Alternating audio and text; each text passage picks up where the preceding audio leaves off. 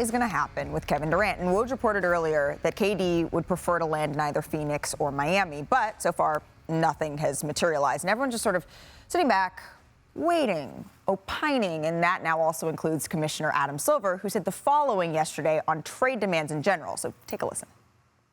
This needs to be a two-way street.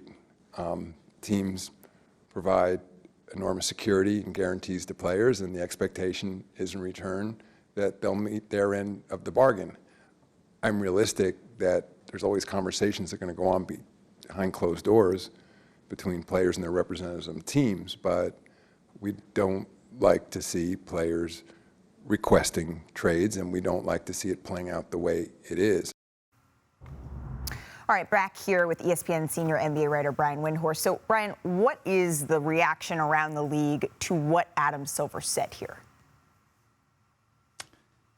That this was, he's way, way late on, making any sort of statement like this. The league has been allowing this for certainly all of his tenure with sort of unchecked. The players have continued, regardless of what's on their contracts, to do whatever they've wanted to with the leverage that they've earned. And the players have always had leverage. They've just kind of really discovered how powerful it is, and the league has allowed it. And so, when it comes to what happens on benches, the league is trying to curb the activity on the bench. When it comes to on-court discipline, the league is trying to curb that. During Adam Silver's reign, there's been tremendous strides made, but it's been much more lax in terms of following the perceived structure that was in place under David Stern. And some of that definitely needed to come towards the modern times. But now they're trying to put the toothpaste back in the tube. And the real answer is they have no recourse to Kevin Durant asking for a trade. They can certainly not trade him, but he has the leverage to force it to make it happen. And, there is a collective bargaining agreement talks coming up. They're going to start doing those more in earnest this summer and fall.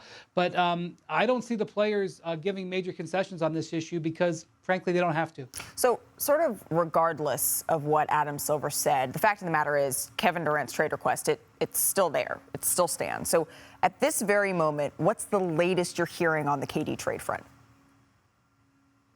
Yeah, the Nets are just really turned off by what they've been offered. And if some of the trade packages that have been floated to me are true, I agree with them. I think that they should expect more for Kevin Durant with 4 years left on his contract. Yeah. But the other teams in the league, Malika, they just don't believe that the Nets have a lot of leverage here. Despite the fact that Durant has 4 years on his contract, and the offers that they're making are reflective of that belief. And so the Nets have made sort of a counter move, which is to float the concept that Kevin could come back to them and they not trade him, and that they would not honor his trade request, or at least delay honoring that. And that is probably a prudent move based on what they're being offered. And it's also potentially a bargaining position, a negotiating stance, because they don't like what they're being offered. And we're in mid-July. We're months away from training camp, months and months away from the start of the season, that they shouldn't be forced to make a move. So unfortunately, I think we're in a stalemate, and we're looking for an event to change that. That might be some sort of comment from Kevin Durant at some point. That might be something else that happens in the league. It might be time running out in the offseason.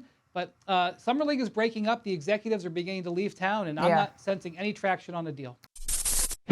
Thanks for watching ESPN on YouTube. For live streaming, sports, and premium content, subscribe to ESPN+.